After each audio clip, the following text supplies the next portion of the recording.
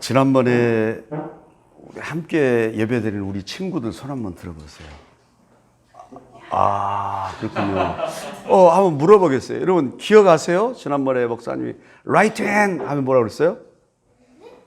right hand, right hand, Bible, left hand.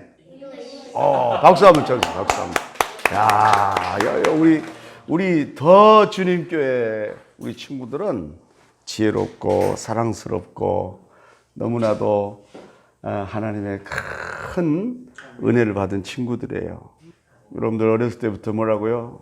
Right hand Bible, left hand English.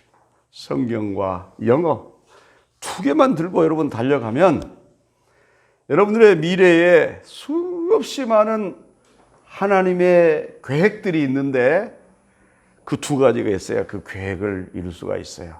아멘? 그래서 지금부터 날마다 성경 읽고 날마다 기도하고 날마다 영어 공부하세요. 영어 공부해야 돼. 영어 공부.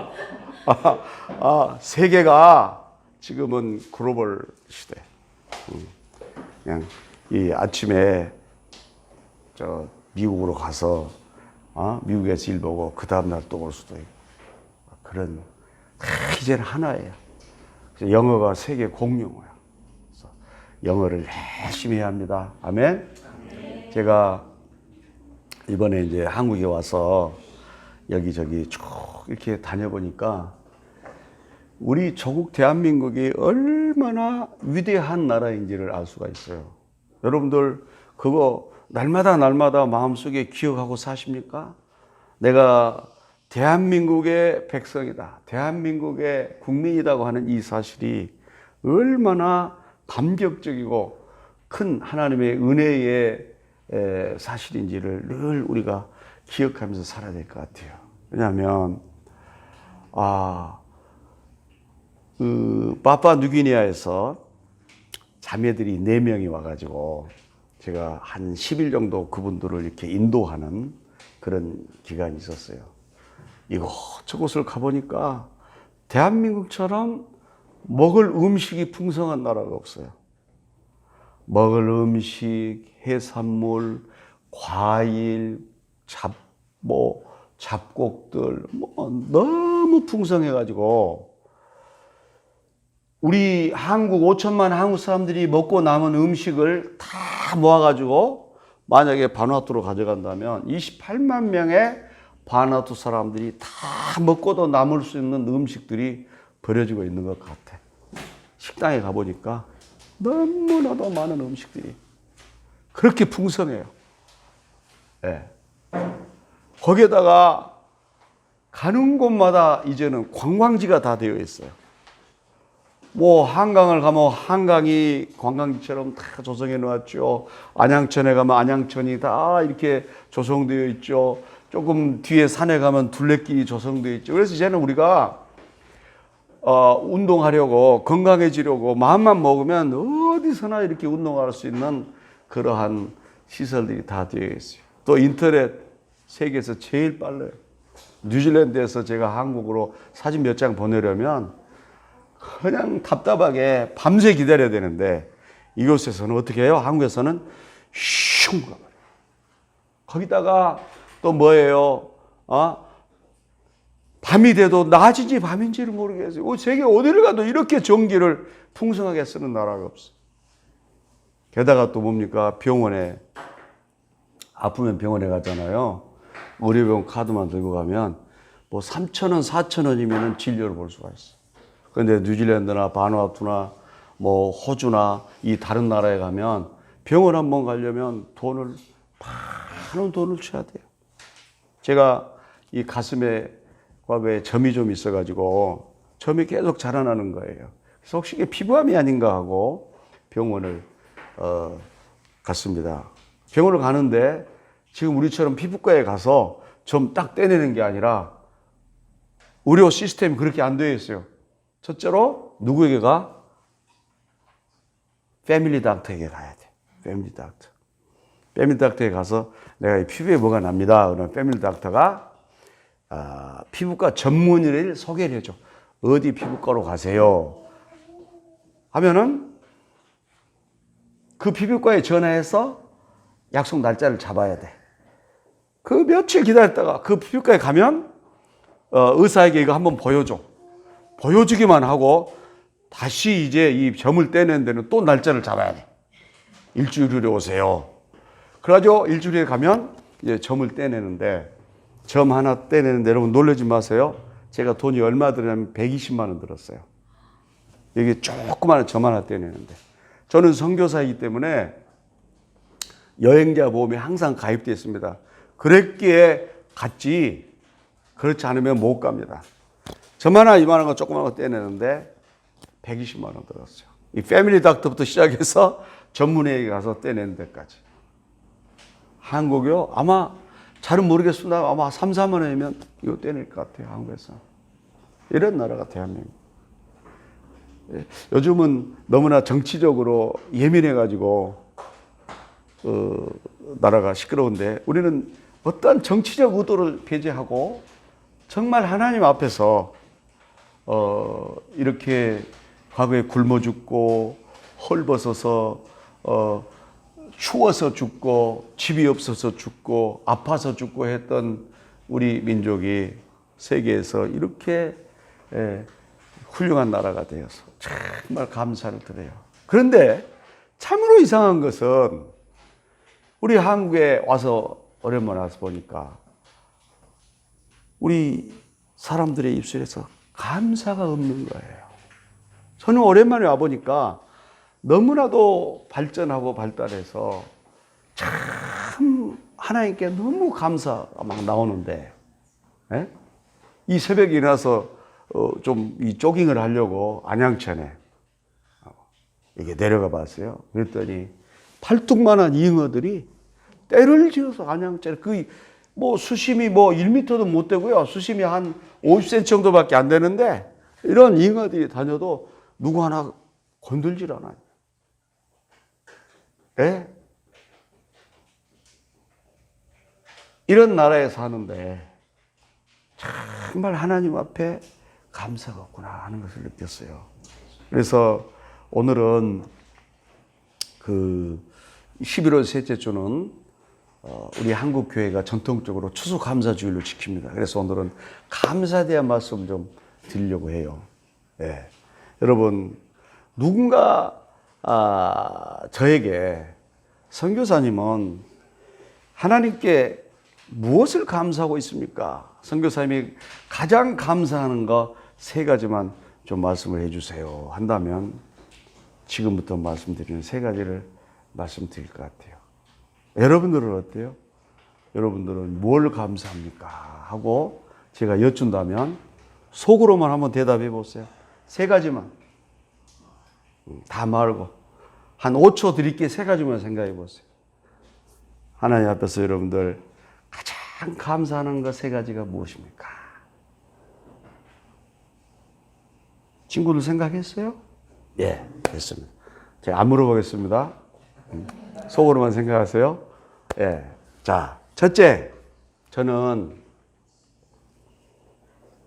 제일 감사하는 게 어제도 감사하고 그제도 감사하고 오늘도 감사하고 오늘 아침에 예배 드리면서도 지금 예배 드리면서도 눈물을 흘리며 감사한 게 뭐였냐면은 나 같은 죄인을 구원해 주신 그 구원에 대한 감사예요. 여러분이 아시다시피 제가 전에 말씀드렸다시피 저는 이제 60이 갓 넘은 나이임에도 불구하고 죽음의 자리에 가본 것이 4번이나 되었습니다. 4번이나 죽을 고비를 겪었습니다. 제가 만약에 믿지 않는 사람이었다면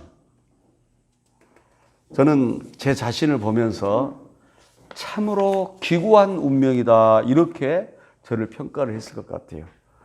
그러나 우리 하나님의 사람들은 뭐 운명 뭐 이따위고 생각하지 않습니다. 만약에 제가 안 믿는 사람이었다면 제 60여 년의 과거를 쭉 보면서 참으로 기구하다 이런 생각을 했을 것 같아요.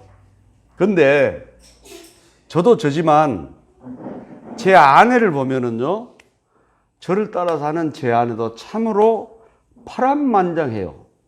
그래서 우리 가정은 기구한 운명의 남자와 파란만장한 여자가 만나서 기구한 인생과 파란만장한 인생이 만나서 사는 것이 저희 가정입니다. 제가 우리 아내가 이렇게 요즘 밀림에서 넘어져가지고 지금 치료 중에 있어요. 그런데 아내 이렇게 자는 모습을 이렇게 내려다보면 참 불쌍한 생각이 들어요. 왜 불쌍하냐? 자, 이렇게 보면서 당신은 어찌 그리 없는 것이 많소? 어찌 그리 있는 것보다 없는 것이 더 많소? 맹장도 없지, 자궁도 없지, 속도 없지, 철도 없지, 돈도 없지. 없는 것이 너무 많아. 없는 것이. 네. 그래서 요즘 뭐 다리 치료한다고 부항으로 이렇게 속에 염증을 빼내는데 그 피를 조금 빼내니까 철분약을 먹고 있어요. 그래서 철분약 먹을 때마다 철분약 먹고 철 좀 드소. 제가 그럽니다, 속으로. 네. 그러면서 하나님께 기도합니다. 하나님, 이 여자에게서 쓸개만이라도 꼭 지켜주세요. 제 아내가 쓸개 없는 여자란 말은 듣고 싶지 않습니다. 네. 하나님이 쓸개까지 떼가시면, 하나님이 떼가신 건 아니죠. 네. 쓸개까지 없어지면 진짜 이제 그때는 쓸개 없는 여자란 말이 들릴 것 같아요. 그런데요, 아내가 없는 것이 너무 많지만 분명하게 한 가지 가지고 있는 게 있어요. 그거는 여러분도 가지고 계시는 무엇? 예수 그리스도를 가지고 계시오. 많은 것이 없을지라도 분명하게 있는 것 한 가지는 바로 예수 그리스도라고. 여러분, 이러한 사람들을 성경에서는 어떻게 표현하느냐 하면은 이렇게 표현합니다. 무명한 자 같으나 유명한 자요, 죽은 자 같으나 보라 우리가 살고, 징계를 받은 자 같으나 죽임을 당하지 아니하고, 근심하는 자 같으나 항상 기뻐하고, 가난한 자 같으나 많은 사람을 부유하게 하고, 아무것도 없는 자 같으나 모든 것을 가진 자로다. 할렐루야. 여러분, 비록 없는 것 몇 가지 좀 있을지라도 예수 그리스도를 우리가 우리의 심령 깊은 곳에 그분이 계시고 그분이 살아서 내 심장이 예수 그리스도의 말씀으로 심장이 날마다 펑펑펑 펌핑을 한다면 그 사람은 바로 고린도후서 6장 9절로 10절 방금 말씀드린 그러한 사람이 된다라고 하는 것입니다. 그래서 기구한 운명을 살았던 한 남자와 파란만장한 인생을 살았던 한 여자가 60여 년을 쭉 살면서 남긴 한마디 말씀, 60여 년을 신앙생활하면서 느낀 한 가지 말씀은 무엇이냐면은 바로 예수 그리스도의 구원이라고 하는 단어입니다. 구원. 여러분, 우리가 어렸을 때에 기억나시죠? 왜 양지 쪽에서 조그만한 문방구에서 조그만한 볼록 렌즈를 하나 사가지고 그걸 햇빛 쪽에 이렇게 비춥니다. 그러면 볼록 렌즈를 통과한 빛들이 초점을 하나 이렇게 만들어가지고 작은 점을 이루죠? 해봤어요, 여러분? 해봤거든요, 우리 친구들. 그럼 그게 어때요? 이 우주에 있는 많은 빛들이 볼록 렌즈를 통과하면서 초점이 생기는데 그 초점이 엄청나게 뜨거워요. 이게 손바닥에 대면 손에 화상을 입어요. 맞다고. 맞다고 그러잖아요. 네. 그죠? 그 정도로 뜨거워요.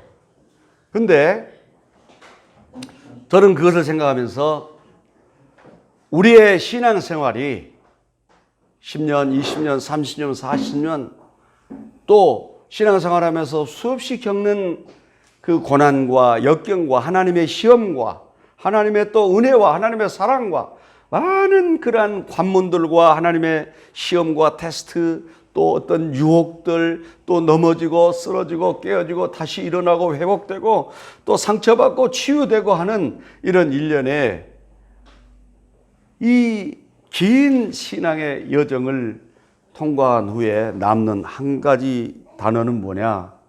구원이라고 하는 단어 하나밖에 없다는 거예요. 구원 이외에 더 있어요?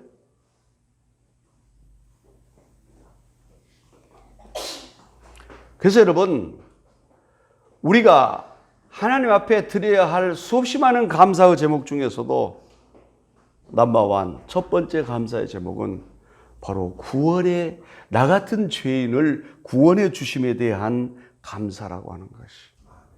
그래서 저는 요즘 그런 생각을 합니다. 하나님, 뭐 죽을 고비 막 살 고비 4번씩 다녀오니까 뭐 사람들 막 고민하고 막 괴로워하고 이런 거 보면은 조금 어쩔 때는 우습기도 하고 어쩔 때는 좀 귀엽기도 하고 뭐 아무것도 아닌 거 가지고 막 죽을둥살둥 하니까, 예, 그래요. 그러면서 그분들은 뭐가 커서 막 그걸 놓고 기도하는데 저는 그럴 때 어떤 생각이 드냐면은 하나님, 구원 한 가지면 족합니다.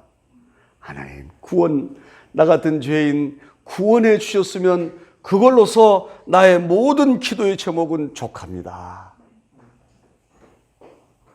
여러분, 이런 기도를 해볼 때가 있어요.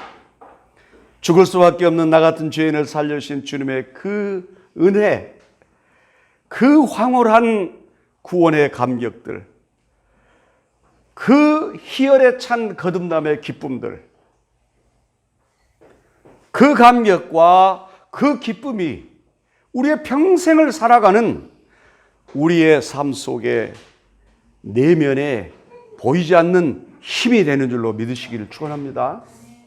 여러분, 기도해서 응답받고 하나님이 문제 해결해 주시고, 물론 우리 다 그 기도해야 합니다. 그리고 할 수만 있으면 그러한 축복들 많이 받아야 합니다. 그러나 그러한 은혜들은요, 한시적이에요. 거기에서 오는 힘은 잠시 잠깐 머물다가 떠나가는 힘이에요. 그러나 하나님께서 나를 구원해 주셨다고 하는 이 구원의 기쁨과 감격과 구원이 내 안에 머물므로써 내 심장이 구원으로 날마다 펌핑하는, 요동치는, 거기에서 나오는 그 힘은 우리가 어떠한 환경과 어떠한 처지에 처해 있든지 하나님 앞에 갈 때까지 끊임없이 우리를 이끄는 위대한 힘이 되는 줄로 믿습니다. 하나님은 생각해 보니까 저에게 한 번도 지난날의 실수와 허물을 경책하지 아니하셨어요. 너 그때 왜 그랬니? 너 왜 그랬어? 한 번도 주님은 책망하거나 경책하지 않으시고 나를 품어주셨어. 내가 실수할 때 주님은 멀찍이서 안타까운 마음으로 보고 계셨던 것 같아요.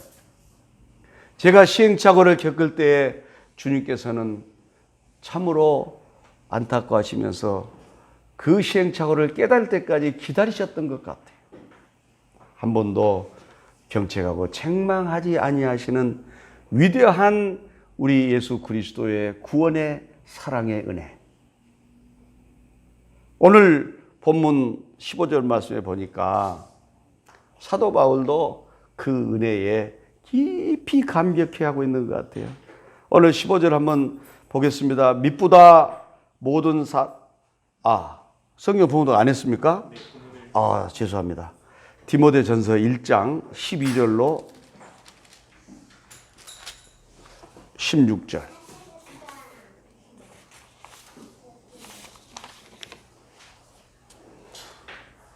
디모데전서 1장 12절로 16절 말씀 다 같이 봉독합니다. 나를 능하게 하신 그리스도 예수 우리 주께 내가 감사함은 나를 충성되이 여겨 내게 직분을 맡기심이니 내가 전에는 비방자요 박해자요 폭행자였으나 도리어 긍휼을 입은 것은 내가 믿지 아니할 때에 알지 못하고 행하였음이라. 우리 주의 은혜가 그리스도 예수 안에 있는 믿음과 사랑과 함께 넘치도록 풍성하였도다. 미쁘다 모든 사람이 받을 만한 이 말이여. 그리스도 예수께서 죄인을 구원하시려고 세상에 임하셨다 하였도다. 죄인 중에 내가 괴순이라. 그러나 내가 긍휼을 입을 까닭은 예수 그리스도께서 내게 먼저 일체 참으심을 보이사 후에 주를 믿어 영생 얻는 자들에게 본이 되게 하려 하심이라. 아멘. 되게 성경 봉독은 사회자가 하셔서 제가 깜빡 잊었어요. 예. 자, 15절 말씀에 보니까 미쁘다 모든 사람이 받을 만한 이 말이여. 그리스도 예수께서 죄인을 구원하시려고 세상에 오셨다 그랬습니다. 예. 그러면서 사도 바울은 죄인 중에 내가 괴순이라. 죄인을 구원하러 오셨는데 바로 내가 죄인 중에 괴수가 되어서 내가 구원을 받았다. 그 구원을 받아서 너무나 감사한다라고 하는 그런 말씀이죠. 여러분, 오늘 이 말씀은요, 사도 바울이 하나님의 은혜를 깊이 체험하고 나니까 자기 자신이 보이기 시작한 거예요. 그전에는 내가 의인이고 내가 가장 하나님을 잘 섬기는 사람인 줄로 생각했는데 예수 그리스도를 만나고 보니까 성령님이 내 안에 임하고 보니까 이제 내가 세상에 그 많은 사람들보다 가장 죄인인 죄인 중에 최고의 괴수다라고 하는 것이 깨달아지는 말씀이 있죠. 그 말씀이기도 하지만 저는 이 말씀을 보면서 한편으로 다른 생각을 해봤어요. 이 말씀은 어떤 의미일까 생각을 해봤어요. 사도 바울에게. 예수님이 누구를 구원하러 오셨다고요? 죄인을 구원하러 오셨어요. 예수님이 죄인을 구원하러 오셨다면 내가 예수님의 그 구원을 첫 번째로 받고 주님으로부터 가장 깊은 구원의 은혜와 가장 큰 구원의 은총을 누리기 위해서는 누린다면 내가 죄인 중에 제일 큰 죄인입니다. 예수님이 죄인을 구하러 왔으니까 이러한 사도 바울의 고백도 아니었는가 하는 생각을 해봐요.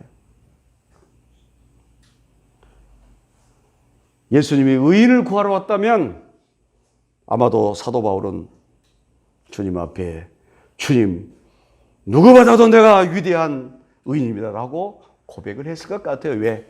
주님의 택함을 가장 첫 번째로 받기 위해서. 아멘? 네. 그러나 주님께서 죄인을 구원하러 오신 것이 얼마나 큰 다행입니까? 우리에게는 얼마나 큰 행운입니까? 얼마나 다행입니까? 그분이 죄인을 구원하러 오셨기에 우리는 다 가능성이 있는 거예요. 이 구원의 은혜가 우리는 가장 위대한 하나님의 은혜요 감사의 제목이다. 사실 여러분, 우리들의 최고의 감사의 제목은 구원받음에 대한 감사라고 그랬는데요. 데살로니가전서 2장 13절 보니까 주의 사랑하시는 형제들아 우리가 항상 너희를 위하여 감사하라는 것은 하나님이 처음부터 너희를 택하사 성령의 거룩하게 하심과 진리를 믿음으로 구원을 믿게 하심이니. 진리를 믿음으로 구원을 믿게 하심. 그것을 감사해야 된다는 거예요.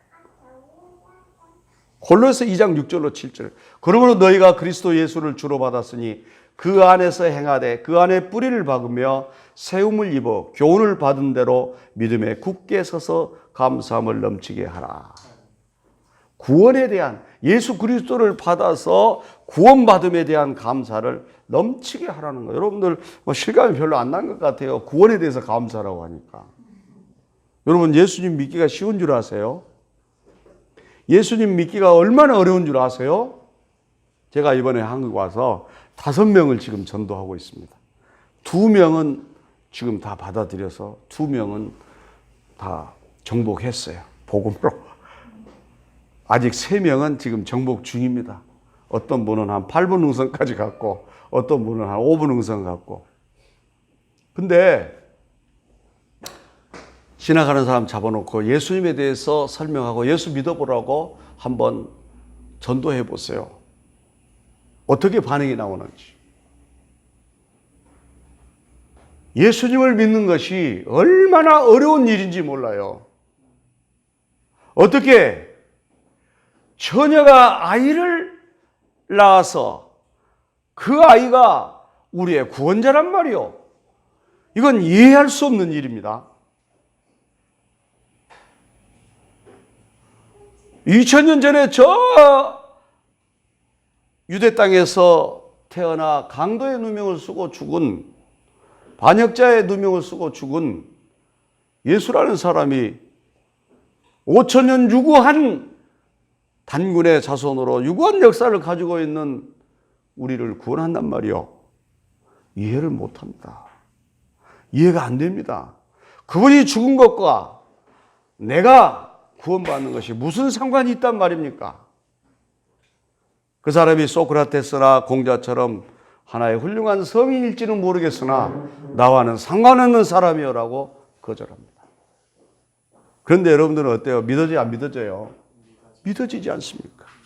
예수 그리스도가 믿어질 뿐만 아니라 그분만이 내 삶의 유일한 소망이요, 그분만이 내 삶의 유일한 이유요, 근거요, 내 삶의 목적이라고 하는 거예요. 이게 어떻게 아무나 되어지는 일입니까? 아무나 되어지지 않는 일을 우리는 지금 하고 있는 것입니다. 그 축복을 받은 것입니다. 그래서 이것이야말로 최고의 은혜요, 최고의 축복이라는 것입니다. 그래서 저는 예수 그리스도를 일단 믿는 사람들은요, 열심히 하나 안 하나 위대한 사람이라고 봅니다. 그 믿어지지 않는, 그 이성적으로 이해되어지지 않는 예수 그리스도를 믿는다고 하는 것, 이건 아무나 할 수 없는 일이에요. 여러분들은 아무나 할 수 없는 일을 하고 있어요. 아멘? 우리 옆 사람에게 한번 축복합시다. 당신은 알고 보니 정말 위대하십니다. 예. 예, 정말 위대하신 거예요. 그래서 저는 예수님 믿는 것에 대해서 요즘 한국에 와보니까 우리 교회에 대한 인식들이 별로 안 좋아요. 그러나 no problem. 내 안에 예수 그리스도가 계시면 우리는 우리 스스로 큰 자긍심과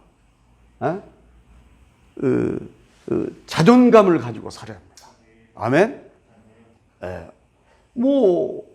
내가 목사라고 하는 사실이 그건 최고의 자랑이에요. 누가 뭐라 하든 상관없어요. 선교사라고 하는 이 사실이 최고의 자랑거리고 축복거리고, 그럴 리도 없지만 다시 태어나도 나는 목사가 될 것이고 선교사가 될 것이고 그럴 리도 없지만, 여러분 예수님을 믿는 일이 이렇게 위대한 일이요, 예수 그리스도를 전하는 일이 이렇게 놀라운 일입니다. 아멘? 예, 다음에 두 번째 제가 감사하는 것은 사명 주심에 대한 감사입니다. 오늘 12절을 다 같이 한번 읽어봅니다. 나를 능하게 하신 그리스도 예수 우리 주께 내가 감사함은 나를 충성되이 여겨 내게 직분을 맡기심이니.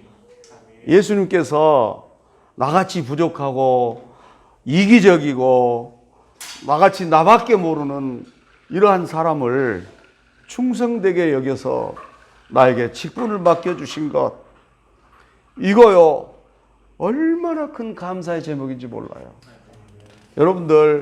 여러분들께서 교회에서 어떤 직분을 맡았다면 그것은 여러분을 향한 하나님의 엄청나게 큰 배려인 줄로 믿으시기를 축원합니다. 하나님의 배려입니다. 저요, 여기 서서 말은 잘하고 있습니다만은 목사 자격이 있어요?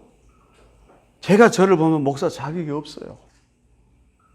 그런데 하나님께서 나를 배려해 주신 거예요.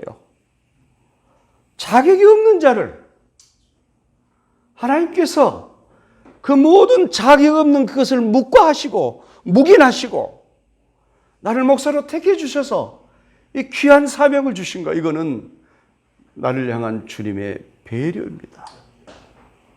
그래서 사명은 여러분 희생이 아닙니다.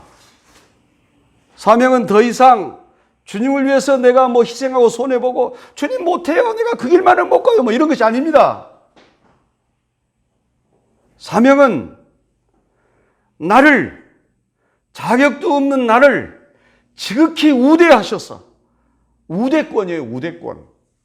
우대하셔서 나 같은 것을 목사 삼으시고 장로 삼으시고 권사 삼으시고 집사 삼으시고 주일학교 교사로 세우시고, 내가 어떻게 저 아이들을 가르칠 자격이 있습니까? 그러나 세우시고 나로 하여금 주님의 일을 맡겨주신 놀라운 하나님의 은총입니다. 아멘. 우리 장로님, 하나님께서 이 시간에 신장로야 그동안에 장로 직분 감당하느라고 얼마나 고생이 많았니. 자, 그 고생 많이 했으니 오늘부터 이제 장로 직분 내려놓고 장로하지 안 해도 돼. 그러면 어떠겠어요? 예스! 할렐루야! 그동안 너무 힘들었는데 오! 예스! 하겠어요? 아니죠. 제가 볼 때 우리 신장로는 바로 오늘 저부터 전화 금지시켜서 들어갈 것 같아요. 하나님, 도대체 무엇 때문에 내가 잘못한 거 있으면 좋게 말로 하시지 장로 직분 그만하라니요. 이게 직분이에요. 이게 사명이에요. 누구든지.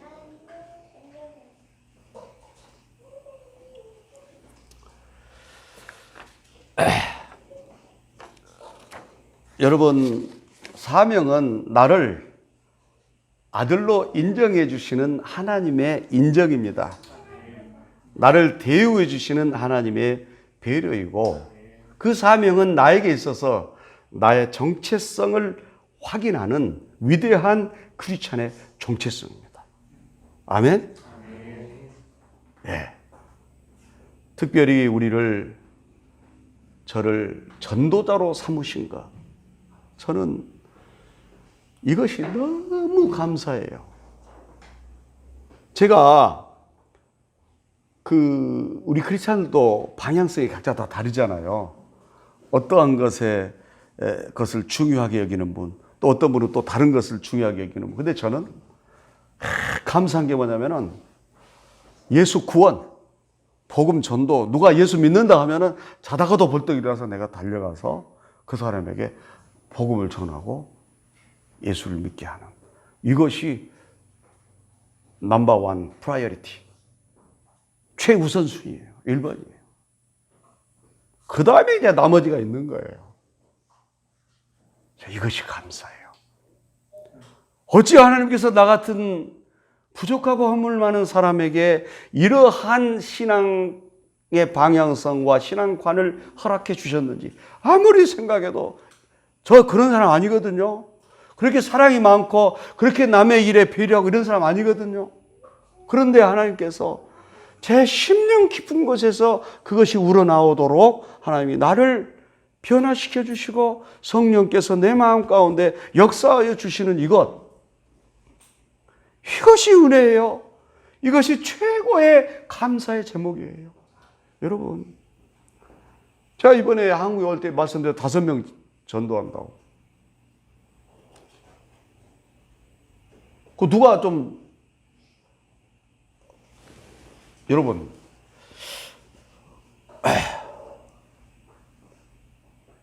목사님들 주의 종을 이렇게 생각하실 때 여러분들 어떻게 생각하십니까? 우리 목사님이 우리 가정에 오셔서 예배 드려주시고 기도해 주시면 우리 가정에 그 기도대로 된다, 또 축복해 주신다, 뭐 이런 믿음이 있으시잖아요. 그런데 저는 우리 가정에 축복해 주시기 위하여 목사님을 부르는 것이 아니라, 우리 가정에 아무개도 안 믿고 아무개도 안 믿고 아무개도 안 믿는데 그 사람들 전도해 주시라고 이렇게 부르는 교인들 자주 봤습니까? 별로 못 봤죠. 별로 못 봤죠. 저는 누가 저에게 목사님 오셔서 내가 아무리 전도해도 안 되는데 목사님 한번 해주세요. 나 이렇게 좀 불러줬으면 좋겠다. 그것이 최고로 즐거운 일이에요. 저 옛날에 이러지 않았어요. 근데 나이가 1살, 2살 먹어가고 죽을 고비 살 고비 넘기면서 이렇게 바꿔지는 것이 나는 이것이 최고로 감사해. 최고로. 근데 우리 친구들 또 여러분들 이제 저보다 연배가 높으신 분들 빼고요. 저처럼 60이 넘어서야 이런 신앙관, 이러한 신앙인으로 변화되지 말고 어렸을 때부터 그러면 그 사람은 얼마나 하나님으로부터 위대하게 들림받아서 쓰임받을지 몰라요. 여러분, 돈이 없어서 뭘 못하는 게 아니에요. 뭐가 없어서 못해요? 여기에 예수 그리스도의 분명한 뜻과 예수 그리스도의 목적과 예수 그리스도의 목표와 예수님이 지향하고 예수님이 원하는 예수님의 비전이 없기 때문에 일이 안 되는 거예요. 못하는 거예요. 주님이 이 땅에 오신 거는 잃어버린 자를 구원하기 위하여 오셨고 죄인을 구원하러 하기 위하여 오셨기 때문에 교회가 죄인 구원하는 일, 잃어버린 영혼 구원하는 일, 그것에 몰두하면 그것은 우리의 일이 아니라 우리의 일이기도 하지만 우리는 사명받아서 하지만 대리인으로 하지만 그 일은 하나님의 메인 잡, 하나님의 가장 중요한 이 세상을 향한 일이기 때문에 하나님이 공부해 주시는 거예요. 그래서 우리 신 목사님 계시고 여러분도 계시지만 교회 부흥하려고 생각하면 안 돼요. 죽어가는 영혼들을 향해서 저들을 향해서 구원하는 것을 최고의 교회 부흥시키기 위해서가 아니라 그 영혼들이 불쌍해서 이 비전과 이 교회의 목표를 가지고 나아가면 하나님께서 이제 이 카페에서 예배드린 것을 또 어떤 초소를 주실 것이고 공간을 주실 것이고 왜? 당신 일이시기 때문에 이게 비결이에요. 비결. 아멘? 이 사람들이 이 비결을 몰라 맨 예배 줘서 주라고만 기도하지. 물론 그 기도도 해야죠. 그러나 하나님 추구하는 영혼, 내 주변에 추구하는 영혼, 내 친구, 내 친척, 내 가족, 네. 그들을 향해서 구원에 대한 깊은 그 열망이 마음에서 나오기 시작하면 하나님이 이제 필요해서 이 자리가 꽉 차면 하나님이 이 상상할 수 없는 하나님의 방법으로 또 옮기시고 그럴 줄로 믿습니다. 예. 자, 마지막 세 번째 제가 하나님 앞에 감사드리는 것은 주님 안에 있음에 감사합니다. 오늘 보면 14절을 다 같이 봉독합니다. 우리 주의 은혜가 그리스도 예수 안에 있는 믿음과 사랑과 함께 넘치도록 풍성하였도다. 여기서 키워드가 뭐냐? 14절의 키워드가 바로 그리스도 예수 안에 있는 그 말. In Jesus Christ. 신약 성경에 보면 예수 안에, 그리스도 안에, 또 그 안에, 그는 바로 예수님을 말하죠. 영어로는 in Jesus Christ, in Him. 헬라어로는 en Christos. 이 말씀이 신약 성경에만 200회가 넘게 나옵니다. 신약 성경을 보면은 그 안에, 예수 안에 수도 없이 나옵니다. 200회가 넘게 나와요. 이 짧은 성경 구절 안에. 여러분, 우리가 예수 그리스도 안에 있는 삶이 얼마나 복되고 귀한 삶인지 모릅니다. 우리는 예수님 밖에 있다면 밖에 있는 삶이 얼마나 고통스럽고 힘든 삶인지 여러분들 몰라요. 왜 모르는지 아세요? 예수님 안에 계시기 때문에. 그래서 제가 신앙생활이 좀 이렇게 열심히 좀 식어진다 하신 분들은 교회 프로그램의 하나로 당번을 정해가지고 성경도 못 보게 하고 기도도 못 하게 하고 예배도 못 드리게 하고 교회도 못 오게 하고 한 달만 그렇게 교회 프로그램으로 우리 장로님 한번 해봐요. 한 달만 못 하게 해봐요. 제가 생각할 때 우리 장로님 거의 그냥 크레이지 막 미칠 것 같아. 제가 볼 때 뭐 이런 세상이다 해서 예배 드려야 하는데 지금 예배를 못 드리는 거야. 지금 이 시간에 교회 못 오게 해. 저 밖에서 지금 세상에서 방황하며 이 세상을 길거리를 배회하는, 성경 보고 싶은데 성경 못 보게, 기도하고 싶은데 기도 못하게 해요. 얼마나 예수 그리스도 안에 있는 우리들의 삶이 하나님의 끊임없는 복이요 하나님의 은혜인지를 우리는 몰라요. 그래서 제가 꼼꼼히 하나님께 감사하지 뭐 생각해보니 내가 날마다 예수님 안에 있는 것이 최고의 감사의 제목이다. 아멘. 바누아투에 에라골이라고 하는 조그마한 섬이 있습니다. 그 섬에 가면 1850년도에 바누아투에 선교하러 왔던 영국의 선교사님 가족 묘지가 있습니다. 남자 선교사님, 여자 선교사님 그 아들, 태어난 지 2달 된 아들의 묘가 그곳에 있습니다. 그런데 그 여자 선교사님의 그 묘비에 이런 글이 적어져 있어요. 그 묘비마다 뭐 이름 적어지고 맥켄지 아무개 적어지고 몇 년도부터 몇 년도에 돌아가신 사망년도 적고 뭐 그 밑에 뭐 설명하는 글 뭐 풍토병으로 뭐 몇 년도에 죽었다 이런 설명들이 다 적어져 있어요. 그런데 그 아들은 태어난 지 2달 만에 풍토병으로 죽었다. 그리고 그 어머니도 그 풍토병으로 죽었다. 막 이런 설명이 이렇게 묘비에 다 새겨져 있는데요. 제가 그 여자 선교사님의 묘비를 보고 깜짝 놀랐습니다. 눈이 번쩍 뜨였습니다. 그 묘비에 뭐라고 적어져 있느냐 하면은 이렇게 적어져 있습니다. Her last word was that I know you are in me, I am in you. 이렇게 적어져 있어요.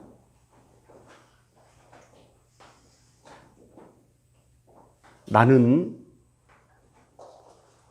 당신이 내 안에, 나는 당신 안에 있는 것을 잘 압니다. 이것이 그녀의 마지막 말이었다. 바로 그 말이죠. 그 여자 선교사님이 영국에서 와가지고 영국 배가 바누아투에 떼어놓고 가면 그때 당시에는 전화도 없고 편지도 없고 언제 그 배가 다시 돌아올지 기약도 없어요. 거기에서 이제 죽는 거예요. 그런데 거기서 풍토병으로 자녀를 낳고 풍토병으로 고통당하다가 돌아가실 때 마지막 남긴 말씀, 나는 당신 안에 있고 당신은 내 안에 있음을 나는 압니다. 여러분, 우리는 언젠가는 예수님 안에 완전히 들어가야 할 날이 옵니다.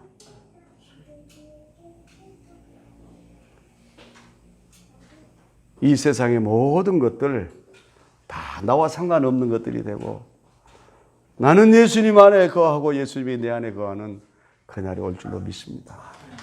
저희 아버님이 90세에 돌아가셨는데요. 2005년도에 돌아가셨는데 마지막 2년 동안 1년 동안 치매 기운으로 치매가 와서 고생했어요.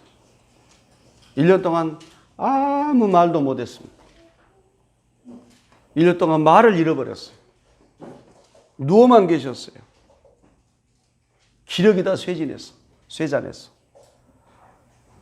이게 우리 형님 가족들이, 저는 선교지에 있으니까 아버님을 못 뵙고 우리 형님 모셨어요. 전남 곡성군에서 목회하는 형님이 아버님을 모시는데, 아버님도 목사님입니다. 아버님을 모시는데 이제 아버지가 가쁜 숨을 훅훅 몰아쉬면 이제 우리 조카들이 교대로 아버지를 지켰어요. 찬송하면서. 왜? 임종을 봐야 되니까. 근데 어느 날 이제 우리 아버님이 가쁜 숨을 몰아쉬니까 우리 조카들이 아빠, 엄마 빨리 오세요. 할아버지가 지금 조금 이상해요. 가족들이 다 모였어요. 그런데 1년 동안 말을 잃어버리고 치매로 인해서 아무 말씀을 못하던 아버지가 갑자기 입을 떼더니 한 말씀 하시는 거예요. 그 말씀이 무슨 말씀이냐면은 예수님 오셨다, 기쁘다.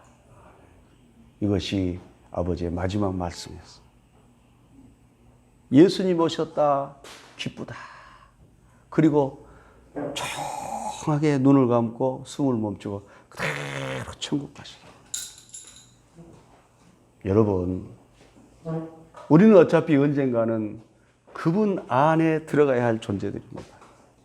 그러나 좋으신 하나님께서는 성령님을 우리에게 보내셔서 우리가 그 안에, 그분이 내 안에 거하시도록 우리를 축복하신 이 놀라운 사랑, 이 크신 은혜, 우리가 예수님 안에 있음으로 말미암아 세상의 어떠한 고난도, 어떠한 위험도, 어떠한 위협도, 어떠한 조롱도, 어떠한 비난도, 어떠한 어려움도 능히 감당할 수 있는 힘이 그 안에 있는 것입니다. 여러분, 우리 크리스찬의 힘은요, 막 불러 해서 성령이 막 임해서 막 충만해서 거기에서는 어떤 힘을 가지고 나아가는 것이 아니에요. 우리 기도할 때 그렇게 돼서 은혜 받고 주님의 또 성령의 능력을 부여받아야죠. 그러나 그것이 우리를 움직이는 게 아니에요. 궁극적인 뭐냐? 내 영혼의 깊은 곳에 오셔서 나를 사랑하시고 나를 구원하셔서 내 안에 깊은 곳에 계셔서 나를 이끄시고 가시는 그 주님, 그 주님이 내 안에 계시고 내가 그 주님 안에 거할 때에 히브리서의 말씀처럼 세상이 감당할 수 없는 존재가 되는 것입니다. 여러분, 오늘 이 추수감사 주일 우리 더 주님께서는 이번에 안 하신다고, 안 지키신다고 그러신 것 같은데 제가 그래서 그런지 감사 설교를 준비를 해왔어요. 여러분, 이 가을에 이 추수감사 주일에 여러분 이 세 가지 감사를 저와 함께 깊이 드리는 여러분 되시고, 교회에서는 비록 추수감사 주일 안 지켰어도 여러분 감사하는 대로 주님 앞에 드리죠. 저는 헌금강 이런 거 안 합니다. 근데 정말 하나님 앞에 우리들이 그러한 감사의 제목이 여기서 막 넘친다면 예배가 살고 찬양이 살고 기도가 살고 우리들의 삶이 살고 가정이 살고 모든 것이 살아. 그래야 이 세상이 삽니다. 세상이 어지럽게 된 것은요, 우리 크리스찬들이 이 세 가지 사실보다 자꾸 눈에 보이는 가시적인 어떠한 성공과 성취와 축복을 향하여 교회가 달려가는 경향성이 많기 때문에 교회가 힘을 잃어버렸고, 교회가 힘을 잃어버렸기에 세상이 교회를 조롱하고 비판하는 우리 더 주님 교회, 이 교회는 하나님의 위대한 역사와 능력과 그 세 가지 감사에서 오는 그러한 힘 있는 교회 되고, 저도 어디를 가든지 그러한 교회 이루고 그러한 선교하도록 노력하겠습니다. 우리 모두 힘차게 달려가시길 축원합니다. 기도하겠습니다.